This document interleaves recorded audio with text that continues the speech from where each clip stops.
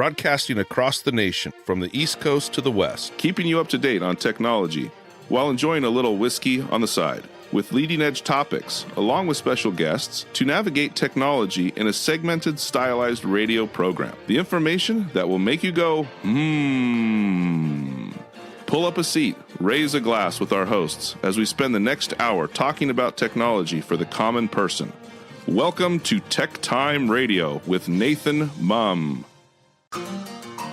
Welcome to Tech Time with Nathan Mumm, the show that makes you go, technology news of the week, the show for the everyday person talking about technology, broadcasting across the nation with insightful segments on subjects weeks ahead of the mainstream media. We welcome our radio audience of 35 million listeners to an hour of insightful technology news. I'm Nathan Mumm, your host and technologist with over 30 years of technology expertise. Our co-host Mike Day is in studio today and is the award-winning author and our human behavior expert. He's going to have some great talk time today because we got James Riddle that's going to be on the show. We got Gwen that's going to be on the show. So you're going to have lots of questions that you get to ask today, Mr. Gorday. Okay. Now, of course, we're live streaming on our show on 4 of the most popular platforms. We wish Blue Sky would get a streaming service because as soon as they do, we'll be on there. But we are on YouTube, Twitch.tv, Facebook, and LinkedIn. We encourage you to visit us online at techtimeradio.com and become a Patreon supporter at patreon.com/techtimeradio. We're all friends from different backgrounds, but we bring the best technology show possible weekly for our family, friends, and fans to enjoy. We're glad to have Odie, our producer, at the control panel today. Welcome, everyone. Let's start today's show. Now on today's show. Welcome to Tech Time Radio, where we explore this week's hottest tech buzz. Now, the Department of Justice makes headlines with a major move in the AI space and Google's Chrome browser. We're going to break into that as our main story of the day. Gwen Way returns with a can't-miss gadget and gear segment, while we dive into the groundbreaking brain chip trials in a SpaceX rocket mishap. Now, scientists are teasing a Jurassic-style comeback. HP shakes up its policies, and YouTube reveals a new subscription tier. Plus, of course, we have our guest, James Riddle, who joins the show, so he's going to be adding into more of the information on the medical technology side. In addition, we have our standard features and a possible Nathan Nugget, and of course, our pick of the day, whiskey tasting, to see if our selected whiskey pick gets 0, 1, or 2 thumbs up at the end of the show. But now it's time for the latest headlines in the world of technology. Here are our top technology stories of the week. All right. Story number 1. Last Friday, the U.S. Department of Justice abandoned its proposal to mandate the Alphabet's Google divestment into artificial intelligence firms, including a competitor to OpenAI with Anthropic. Let's go to Karen Westland for more on this story. Google will no longer be required to sell its investments in artificial intelligence startups like Anthropic as a remedy for its monopoly on internet search, according to a revised Department of Justice proposal. It now notes that forcing Google to sell its Anthropic stake could cause unintended consequences in the evolving AI space. The DOJ is still recommending that Google be forced to divest its Chrome browser, despite the company's entreaties to the new administration for a less aggressive stance. Have fun with all the whiskey on the show today. Back to you guys in the studio. All right. The Department of Justice, along with 38 state attorney generals, is still pursuing, of course, the court order that would require Google to divest its Chrome browser and implement other strategies to address what the judges have deemed a monopoly in Google's enterprise. But a Google spokesman stated that the broad proposal goes far beyond the court's ruling and would negatively impact consumers, the economy, and, of course, the national security in the United States. Google holds a minority stake in Anthropic that is valued at over billions of dollars. Losing the investment could put a disadvantage to the company compared to OpenAI and its new partner, Microsoft, as noted by Anthropic in a February court statement. Now, prosecutors provided new evidence since their draft recommendations in November of last year, indicating that prohibiting Google from AI investments might lead to an unforeseen effect in the evolving AI sector. As mentioned in the final proposal on Friday, they also requested that Google notify the government about any future generative AI investments. Now, this significant case is among several U.S. antitrust lawsuits targeting big tech firms, Apple, Meta Platforms, and Amazon.com, are also accused of sustaining illegal monopolies within their market. Now, since the Trump election, Google has argued that the Department of Justice approach in this case could cripple its competitiveness in the AI space, therefore endangering America's global economy and technology leadership. So it's very interesting. Let's kind of talk about this a little bit, Mike. So we have Google that was told that they had to break up their Chrome browser. Now, all of a sudden, they're saying that they want to stay competitive in the AI world. Microsoft just invested millions of dollars into the going public stock of OpenAI and ChatGPT. Do you think that this reprieve for Google allowing them to stay competitive in the AI market is good for the U.S. economy, or what are you thinking on this? If I were an economist, I'd probably have a good answer for that, but I'm not. Okay. Well, and your feeling though? My feeling on it is, well, we all know how I feel about AI, so I kind of like, who cares? Who cares? Okay. Okay. Well, we'll see what Google does on this. Now, Anthropic. I guess the biggest problem here is if they think that them losing their stake in Anthropic is going to jeopardize American internal security, that raises some questions in my brain about, okay, what are they doing that would, why jeopardize security? That's the T2 Skynet stuff that they're worried about, if they don't have the market on that. Okay. Well, whatever. Well, it's going to be interesting to see what happens here, because this is kind of the antitrust breakup like Microsoft had back in the early 90s type of deal. It's evident, that we have several players in this space that have an overbalance of whatever market they're in. Okay. Right. Yep. And we're seeing this more and more as we have these other companies trying to come into these spaces, and they're not being allowed to do so. So there you go. Now, I can't wait for your story number 2. We talked about this in our pre-show event. This is going to be something that you are really excited about. Okay. What do we got going on? Story number 2 here, Mike. Okay. Did you know that HP, yes, Hewlett Packard, has a 15-minute wait time policy for people who call in for assistance? Well, explain that to me. What is 15-minute policy? What does that mean? They answer within 15 minutes? That means that if you call HP or you try to contact HP and get a live person to help you out with, whatever, maybe your printer's not working or whatever. Yeah. You have to wait a mandatory period of 15 minutes before they will allow you to start talking to a real person. Oh, my word. Did you know that? I only found out about it when we did the story, but I did not know that. You know what? That irritates me because, I have waited on call with companies like Ring Central and other company, and I'll just wait and wait. Yep. I believe that this is a standard operating procedure. Okay. They do this so that the customer is forced to look other places, like their FAQ pages or their stupid chatbot things, which I don't know if you play that game. Like, for instance, I did this, what was it the other day? I was on something and I tried to get on their chatbot and it was like not working. Oh, wow. And I couldn't find any alternative numbers to this. I mean, this is one of the biggest frustrating things. However, HP Inc. last week abruptly ditched its mandatory 15-minute wait time that it poses on customers dialing up a telephone-based support team due to initial feedback. I guess a lot of people, called HP and waited 15 minutes and then blessed them out for having them wait. Okay. Yeah.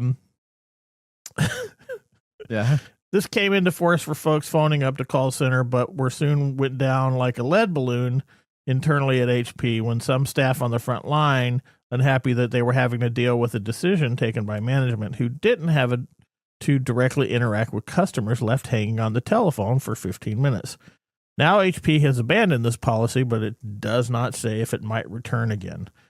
HP started to play a recorded message to punters ringing up its call centers that warned of a longer wait time of 15 minutes and apologized for the inconvenience, which we all know this little message that comes in, right?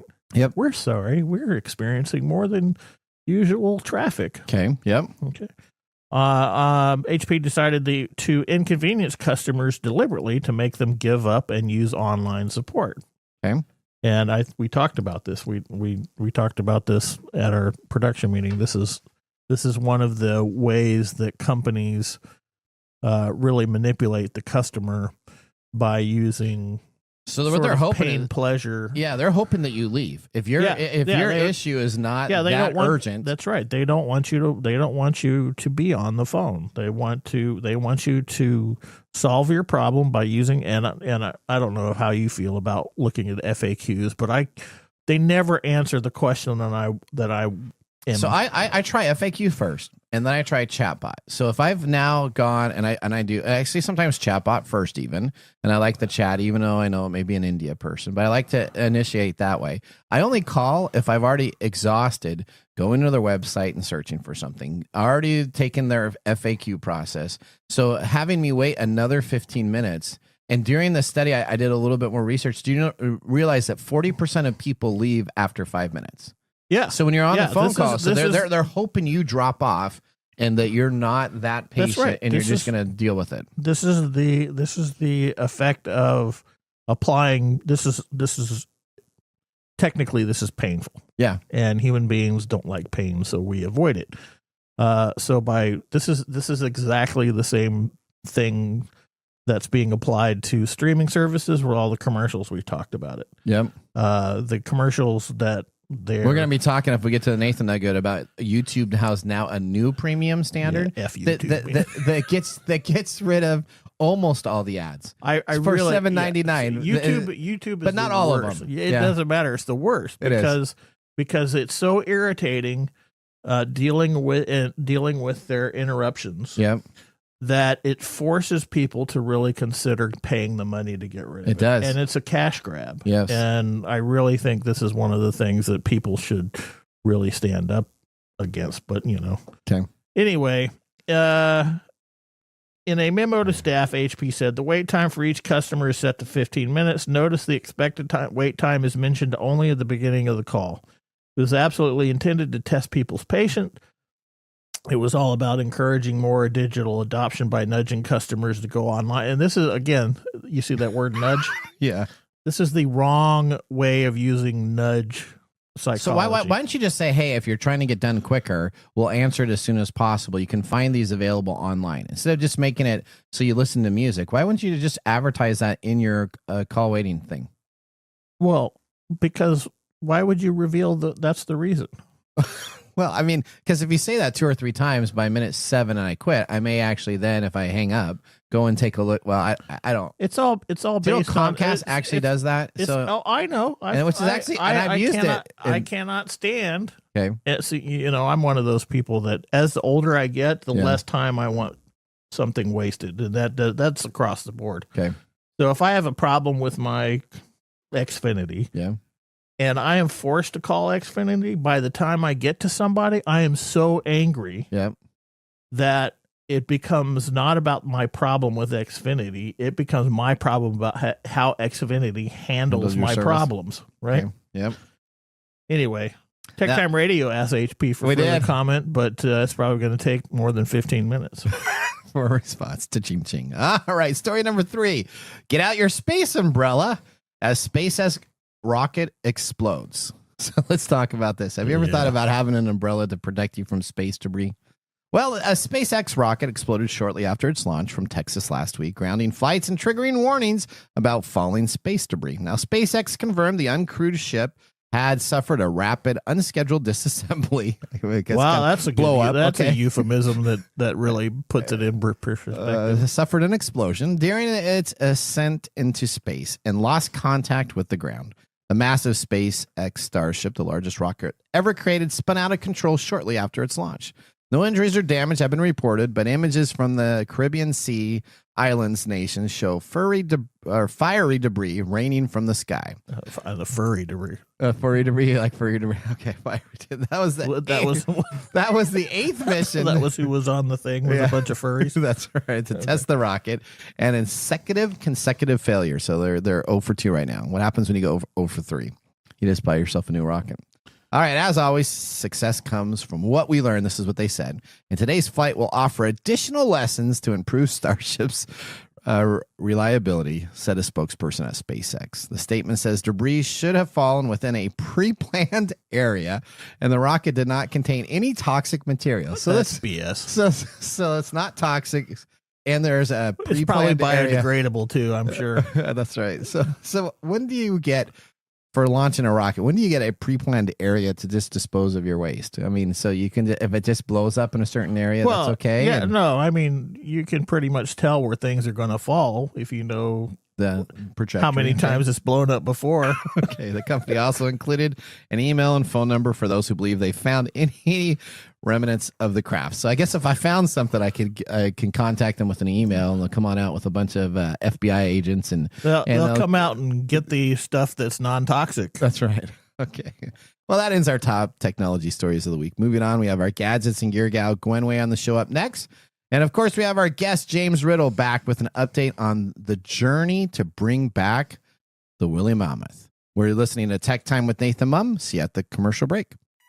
Looking for custom glass solutions for your next commercial project? Hartung Glass Industries is your trusted partner in custom glass fabrication. For over 100 years, Hartung has delivered proven manufacturing expertise, comprehensive product offerings, and dependable service and quality. From energy-efficient facades to custom shower doors, we create glass solutions tailored to your project needs.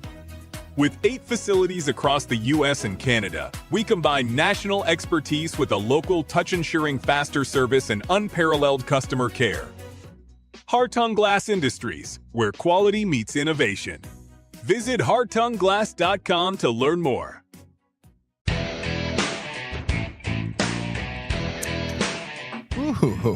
Welcome back to Tech Time with Nathan Mumm.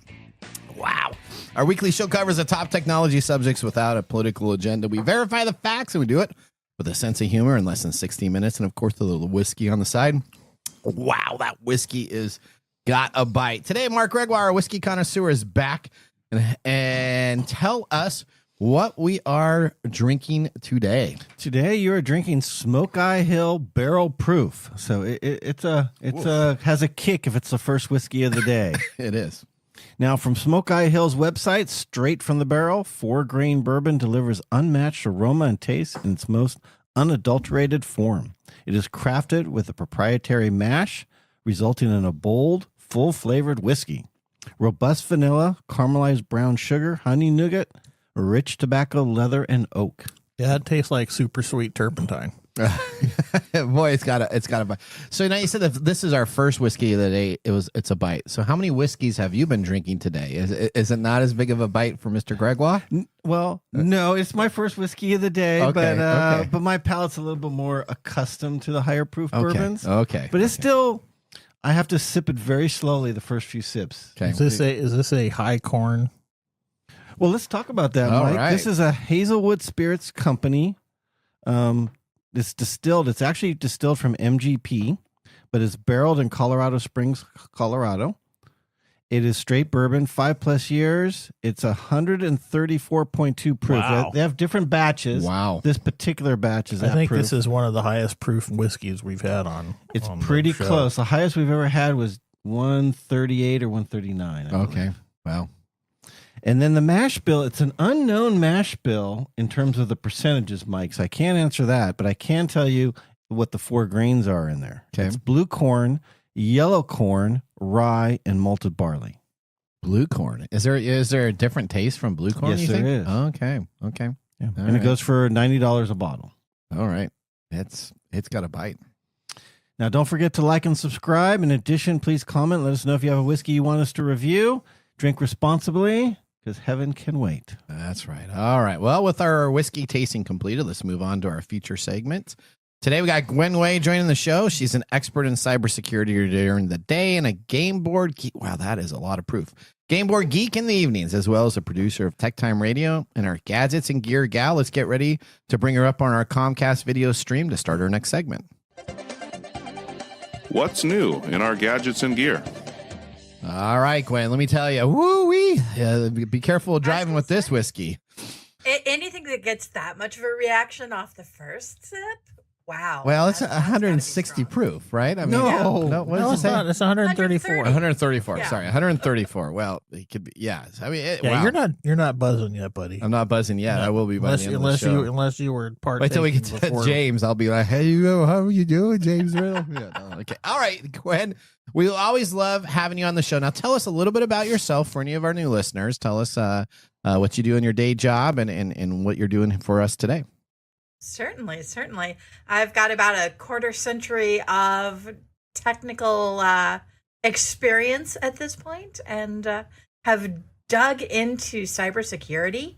Okay. It's fascinating, it's tough, and it's super important. So anybody out there who doesn't care about it, maybe you should start. That's right. Absolutely. Cybersecurity. You know what? We need to be a little bit more aggressive. I don't know why we're not aggressive against Russia right now, but that was another whole segment. All right. So tell us, Gwen, you have a new gadget for us. What do you have for the listeners today?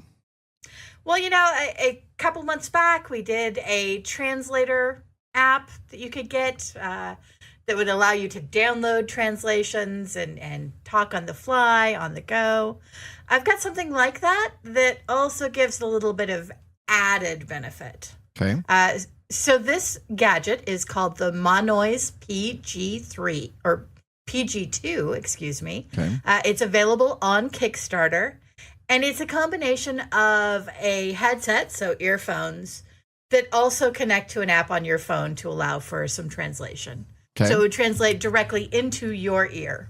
All right. So it goes, oh, your cat's joining us on the show. Good. Hey, she is. Oh, yeah, she is. there you go. Okay. So it's called, it's MON, so OISE, so MO noise is what I kind of got it taken care of. So explain to us this translation aspect of it. So there are regular earbuds first off, right? So there are. Correct. Okay. You can connect to your iPad. You can listen to movies on an airplane. Any of the normal things. What this does is it combines all of that functionality with an application on your phone that uses ChatGPT Okay, we like to that. translate and also record. So you can save conversations. You can write a document by reading it out loud. You can use ChatGPT in all the ways that you normally do, just through your ears. All right. So I was over in Japan just a couple months back.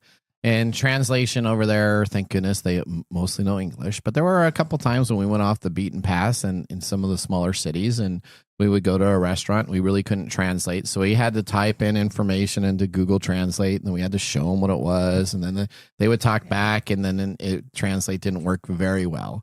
This has the opportunity to do what uniquely on translations?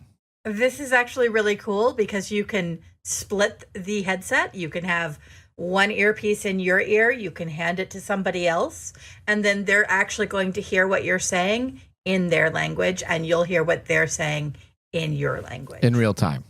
In real time. So if I'm having a conversation with somebody, now I guess the only barrier is having to get that person to put the earpiece in their ear, Convince them to put it in. Yeah, exactly. so that would be the biggest part of. That's a little gross. That's what I know. I kind of think that too. A little barrier of entry right there is a here you go, put this in your ear after you just kind of a litmus test. Yeah. Don't ignore that little yellow wax buildup there. It's no big deal. Just put it into your ear. But let's say you pulled it out generically from the device. I think it would probably work really well, right? And you say, here you go, put one piece in, the other piece in, and then we just have a regular conversation in English, and it's translating it to them in the earpiece itself. Correct.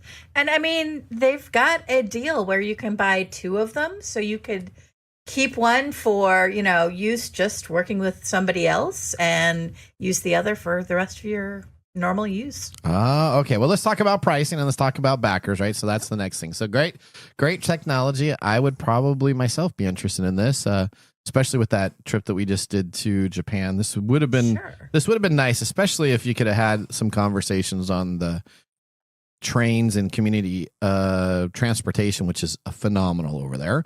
You could kind of find out what's going on. So tell us what the prices is, where the backers are, where this is from. Hopefully it's a reliable. I've backed one of these projects still, and I'm still waiting to hear from them. So we'll see what happens. What do we got here? Some of them. Well, it's definitely a United States based product. So you've got that in your pocket. They're sitting at just over 260 backers.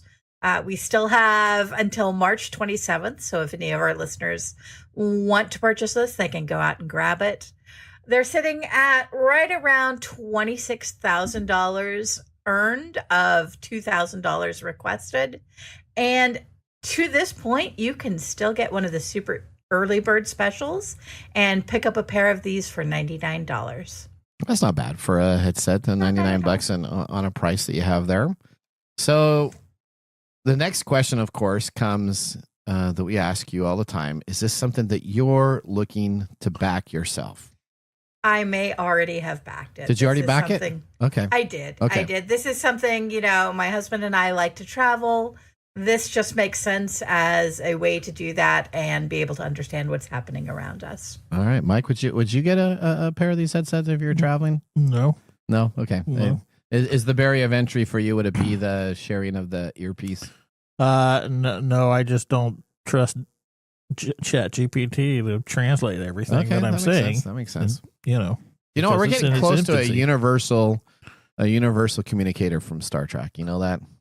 I'm looking Yeah, forward. I'm real sure. I was all of a sudden you just put on a little pin and you're going to hear it in one way, and the Yeah. person So what hears the other. happens? What happens when it can't understand local dialects? What happens then? Well, it says it. How many languages does it say it support, Gwen? How many does it have? Over 100. Over 100. Over 100 languages, but those are base languages. They're not dialectical. You're right. True. So true. if I go And- into the interior of Japan, like Bohunk over here, Or even Louisiana. or even Louisiana, Yeah. Yeah. Uh, From English to English, you may struggle. you may end up using words that even the Chat GPT doesn't know. So it might spit out translations that are funny or not very funny. Yeah. Well, at least it's using ChatGPT instead of DeepSeek, because if it was DeepSeek, you can That's have true. everything.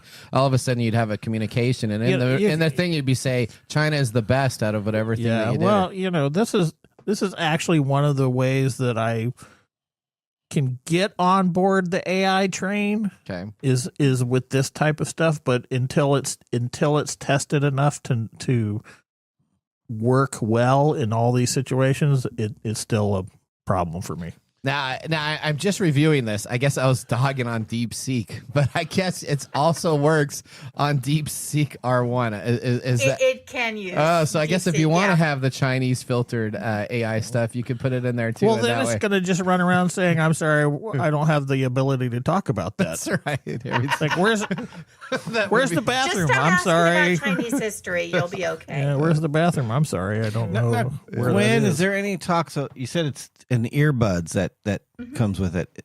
I don't understand why they wouldn't come with one companion over the ear speaker microphone Yeah. to hand out, which is a lot of people would be much easier to hand that to them. I'm not going to hand an earbud to a stranger. Yeah. Okay, See that? but you're That's not fair. thinking about the portability of it. You can have these tiny little ones. Yeah, you can That's do a why little Bluetooth. you can get really handy alcohol wipes to hand out with it. Exactly. I don't want to waste my alcohol, Mike. Oh, that's right. Well, you're not supposed to be sucking Well, you're on not those, using buddy. the whiskey. That's right. All right. Well, But that does bring up an option. See, Yeah. you know what? Go. You know what? ChatGPT didn't come up with that. That's right. You know what?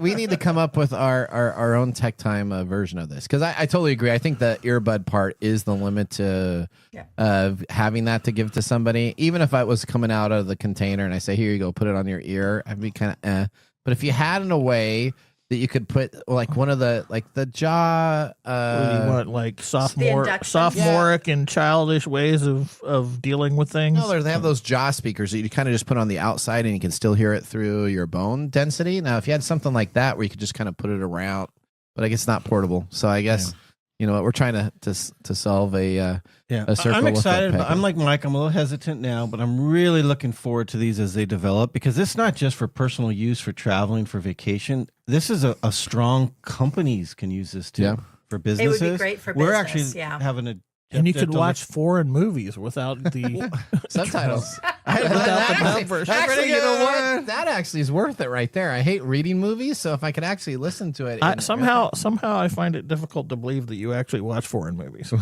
Wow. You know, most foreign movies you can go. Have sold Nathan on it. Yeah, most foreign movies you can go and they have a different English track that you can turn on. Oh, do you really? Yeah, they could dub them. Okay. But businesses are we're looking into it at our business for our plant floors. Yeah. Because we have a lot of different Like Hispanic, Spanish. Vietnamese. There's Yep. a lot of different eclectic people. Okay. And so Eclectic people, well, or not many really different, not eclectic people. But No, you have many diversity. different You're diversity. very diversified. There you go. Thank you. Okay.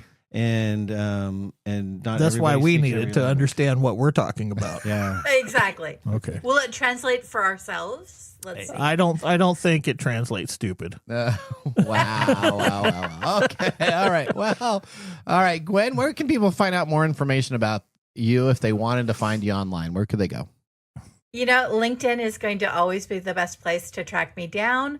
Or if you want to and are interested in all of the hosts here at TechTime Radio, go to our Facebook page. That's right. Or you can join even our Tech Timers Facebook group, right? And you're in charge of that. So if you want to talk with Gwen directly, you can just get on that and be ready to go. All right, Gwen, we thank you so much for being a part of the show. We'll see you in a month. Sounds good. Thank you all. All right. Now that Bye, ends Gwen. our segment, Gadgets and Gear. Up next, we have This Week in Technology. So now would be a great time to enjoy a little whiskey on the side, as we're going to be doing so during the break. When we return, we have This Week in Technology. See you in a bit. Hey, Mike. Yeah, what's up? Hey, so you know what? We need people to start liking our social media pages. If you like our show, if you really like us, That's we could what- use your support on patreon.com. Or is it Patreon? I think it's Patreon. Okay, Patreon. If you really like us, you can. And you say I'm like the us English in guy? Patreon.com. I butcher the English language? You know you butcher the English Okay, language so it's all the time. It's Patreon.com. Patreon.com. If you if you really like our show, you can subscribe to Patreon.com and help us out. Oh, and you can visit us on that Facebook platform. You know, the one that Zuckerberg owns? The one that we always bag on. Yeah, you can. We're on Facebook, too. Yeah, like us on Facebook. Do you know what our Facebook page is? Tech Time Radio. At TechTime Radio. Yeah. You know what? There's a trend here. It seems to be that there's a trend, and that's Tech Time Radio. Or you can even Instagram with us. And that's at Tech Time Radio. That's at TechTime Radio. Or you can find us on TikTok. And it's Tech Time Radio. It's at TechTime Radio. Like and subscribe to our social Like media. us today. We need you to like us. Like us and subscribe. That's it? That's it. That's that simple. And now, let's look back at this week in technology. All right, we're going back to March 15th, 1995. Kevin Metnick, the hacker, was arrested. Now, you have a little pin in front of you there, Odie. It says Free Kevin. You're going to understand what the story is about. So, computer hacker Kevin Metnick was arrested. At the time, he was the most wanted computer criminal in the United States. He then worked as a computer security consultant of Metnick Security Consulting, LLC, a computer security consultancy, which is also known to be part of a company called KnowBe4, a provider of integrated platform and security awareness training and simulated phishing tests. He sadly passed away on July 16th, 2023 from cancer. Now, the interesting point here, a little bit off the script that I have here, is there's many debate. There was a whole campaign when Kevin was in prison. It was called Free Kevin. And it was a bunch of people that were saying that computer hackers shouldn't be held to the same standard as some of the security processes were for enemy of the state and other aspects of hacking. Kevin Metnick is known as the godfather or the main person of hacking in the 80s and 90s. But my question for everybody that's listening today is the computer hacker that gets caught as good as the computer hacker that does not get caught? So that's been an ongoing conversation on the dark web and other places where Kevin Metnick is known as kind of the big name that was arrested and he was this great hacker. But if you get caught, does that mean you're as good as somebody else, or does it mean that you didn't completely have your tracks covered? So just think about that. That was This Week in Technology. If you ever wanted to watch some tech time history with over 230 plus weekly broadcasts spanning over 4+ years of video, podcast, and blog information, you can always visit us at techtimeradio.com to watch our older shows. Specifically, you're going to want to go back and watch a show that James was on, because we're going to be talking about part 2 of that today. Now we're going to take a commercial break. When we return, we have our Mark Mumble Whiskey Review. See you after this. Hello, my name is Arthur, and my life's work is connecting people with coffee. Story Coffee is a small batch specialty coffee company that uses technology to connect people to each product resource, which allows farmers to unlock their economic freedom. Try our Medium Roast Founder Series coffee, which is an exotic bourbon variety that is smooth, fresh, and elegant at storycoffee.com. That's STORI coffee.com. Today you can get your first bag free when you subscribe at storycoffee.com with code TechTime. That's STORI coffee.com. The segment we've been waiting all week for. Mark's Whiskey Mumble. Boom, boom, boom, boom, boom. I have a bone to pick with you. All right. Last week's day, the grammar day. I got a lot of ribbon online for that. So let me just tell you, we're trying to be really positive now. So hopefully we're not doing an additional ribbon. I'm positive that you don't grammar well. That's right. Okay. So March 11th, I am positive you have never celebrated this day. Okay. What is this? National Organize Your Home Office Day. See, now we're going to bang on you somewhere else. Wow.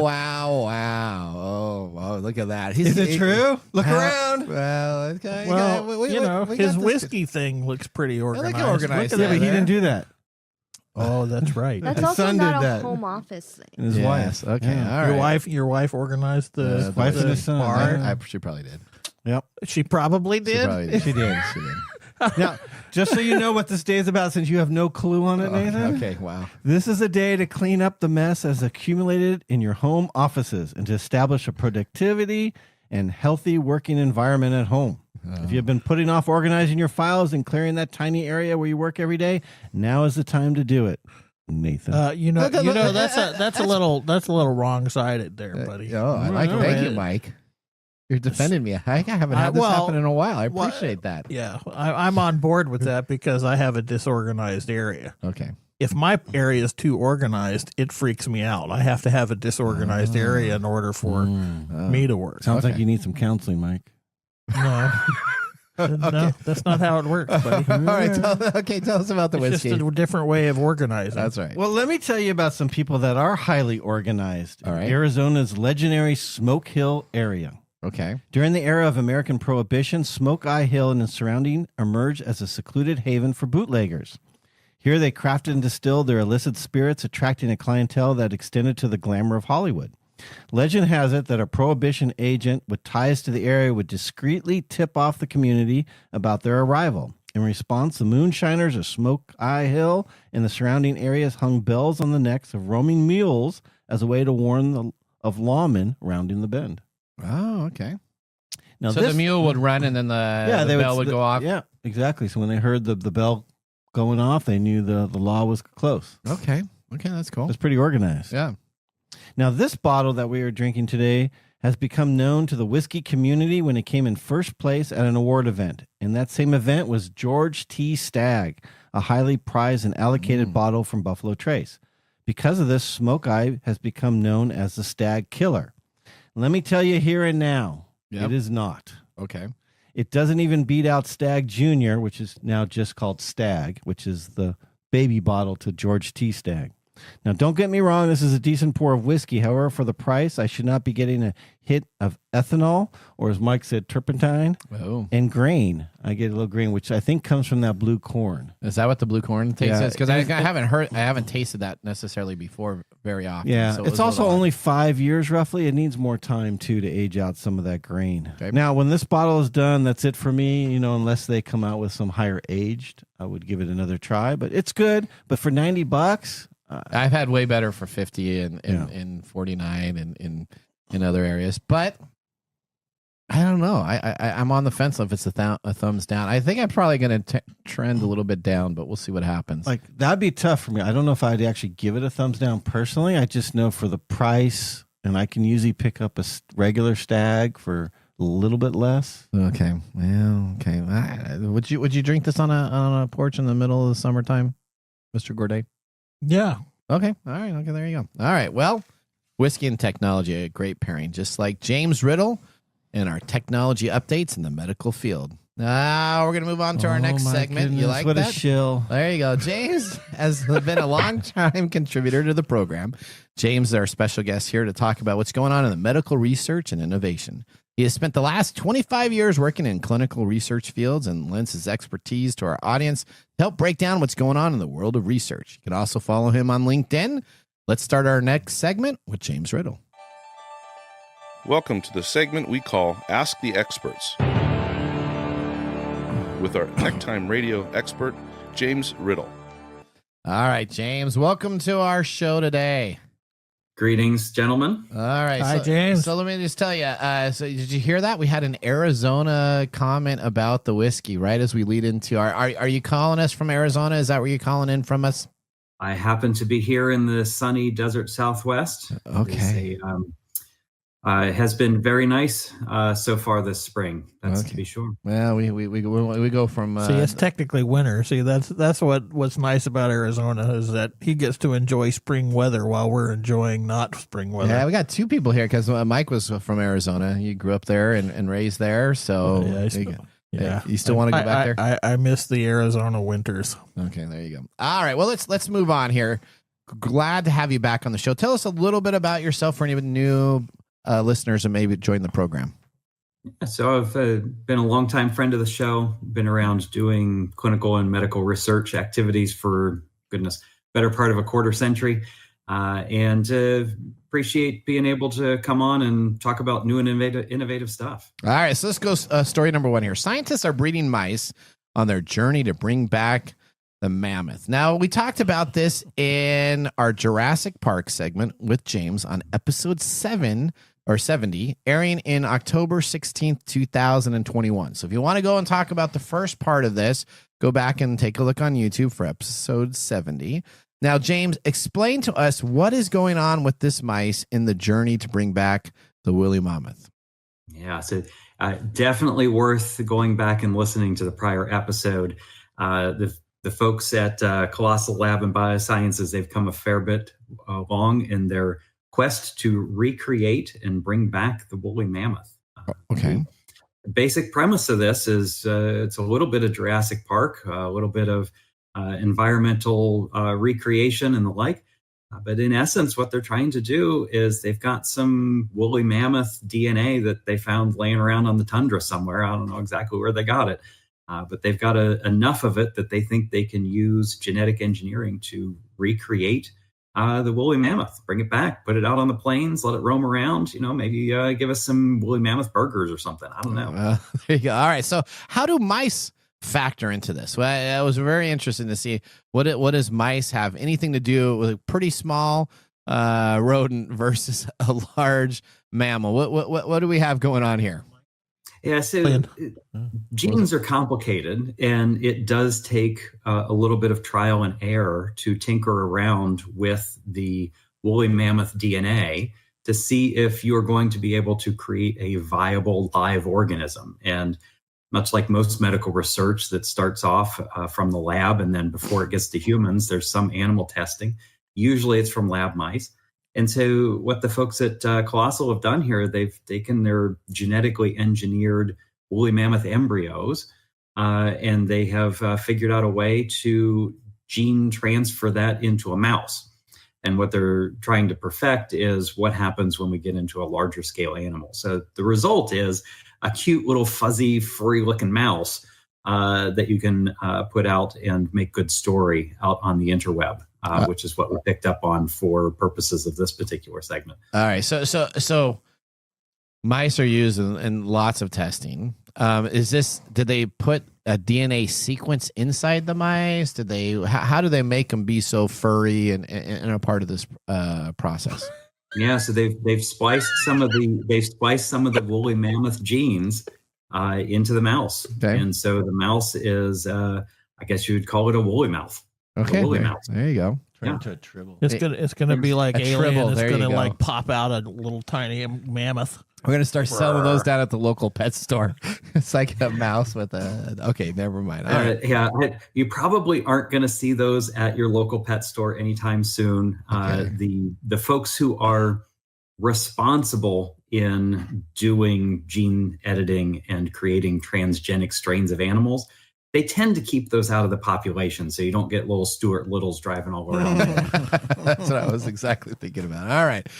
Our second item here. Fake studies are slowing life-saving medical research. All right. So there's fraudsters that are getting rich, and it looks like crooks are not just stealing your information through phishing attempts, but they're now actually penetrating the medical field. James, tell me a little bit about what this article talks about regarding fake papers and what's going on in the industry here. Yeah. So if you've been around in the clinical research or medical research, even just research in general, the way that you advance your career is you get published, right? Some people will hear the term publish or perish. Mm-hmm. Well, if you don't publish, there's a tendency to indeed perish your career and you find yourself doing something else. If your research doesn't work quite right. Wow. Ooh, ouch. Ouch. Yeah. Yeah. So what's been going on is that as there's been more and more pressure to develop new and innovative things, and the pace of research is accelerating, not surprisingly, some people are fudging their results. And the detection mechanism for being able to get into a published journal is that you get the journal editors reviewing your paper, and they're supposed to be able to detect fraud or maybe fabricated information. Well, it's hard to detect, and there's enough of it out there that it does impede future research. And so it also has the added implication. I know how much you all love ChatGPT. Well, if you go out to ChatGPT, guess what it learns on? It learns on that scientific literature. And if it's fake, then it's that's one of my biggest problems with ChatGPT. Yeah. So it's okay. So you go out to these generative AI models that have learned off of the scientific literature what to say about the current state of affairs on some scientific question, and you get also this garbage that is out there. So there is in garbage begets garbage, because then, of course, if you want to create a new study, you go to ChatGPT or Gemini and you ask it, what's the scientific literature say about the current state of this and that? And then you start to recreate the project for something that wasn't even right in the first place. So it is a problem. It's not unique to the research universe, but it does tend to creep in when you get into this publish or perish model. So are these papers penetrating the established and qualified journals and research nets, or is this the thing where they're actually publishing through a backdoor publisher and looking like a peer-reviewed system? Yeah. So yes to both. Okay. Well, good. You're more likely to be able to put questionable science into journals that don't have a solid peer review. But if you go and look at the retraction history that's in the news article, it's tens of thousands of papers being retracted from reputable journals. Wow. Now, it's a small fraction of the millions of papers that get published each year, but still, it's enough that it's a problem. James, what's the end game on that for them? Money. You mean as far as the end game for faking your data is the same as cheating on anything else, right? You get done faster. You don't have to put in the effort. You don't have to perhaps publish results that don't prove your hypothesis. So it's more researchers and scientists taking shortcuts, trying to promote themselves versus something malicious. It's a degradation of the scientific method.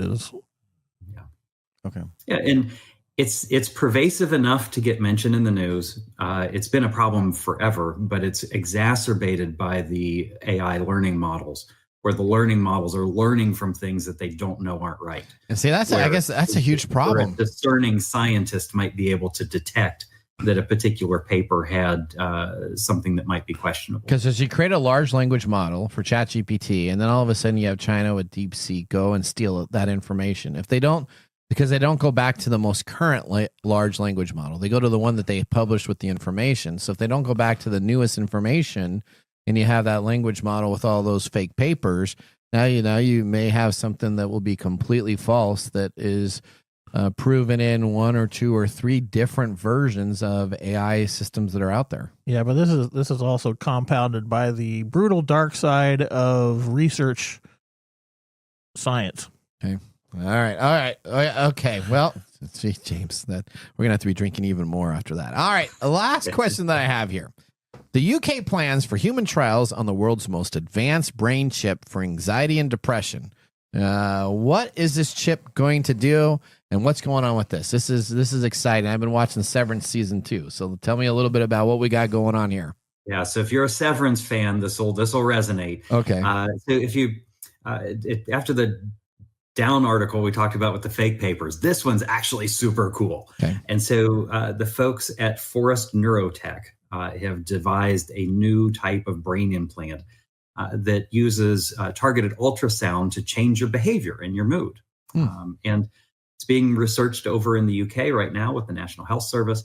And unlike most of the other neuro implants, so you've heard of Neuralink from Elon Musk and all that, this one doesn't have to penetrate into your brain matter in order to work. It sits inside the skull, and it uses a brain-computer interface. And what it does is it uses targeted ultrasound in various parts of your brain to change your mood and your behavior. It's a less invasive way to impact people's health. Rather than drugs or surgeries or implantable brain implants. If you've ever been to the Seattle Science Center, okay, yeah, I suspect that many of the listeners in the Seattle area have. They have this game there where you put on a cap, and then the person on the other side of the table puts on a cap, and you basically think the ball across to the other side of the table. That's using this basic technology, although the folks at Forest Neurotech have figured out how to make it really small and much more accurate, and put it inside, underneath the skull, but not in your brain matter. Super cool. All right. Well, great. That's a huge leap in technology over Musk. Yeah. Well, yeah, it would be, because if you don't have to go in and start attaching stuff to the skull itself and you just put it underneath, that would be perfect. Or crash rockets. All right, James, we're out of time. Tell us how people can get in touch with you offline after the show. And we got to have you back because we have one subject that we didn't get to talk about that I think would make great for our next time. All right, how can people contact with you? Yeah, you can connect with me on LinkedIn. Just go look me up there. That's where I do all of my social media such. Okay. All right. James, thanks for being a part of the show. If you want to go back and hear all about the woolly mammoth, you can go to episode 70, aired on October 16th, 2021, and find out what we got going on for there. We thank James so much. Yeah, he's one of my all-time favorite guests you have. We like James. James is fantastic. So, all right. Well, now we're going to move right now into our last commercial break. When we come on back, we have our Nathan Nugget. We'll see you after this. How to See a Man About a Dog. It combines darkly comic short stories, powerful poems, and pulp fiction prose to create a heartbreaking and hilarious journey readers will not soon forget. Read How to See a Man About a Dog, Collected Writings, for free with Kindle Unlimited. Ebook available on Kindle, print copies available on Amazon The Bookpository, and more. This is your Nugget of the Week.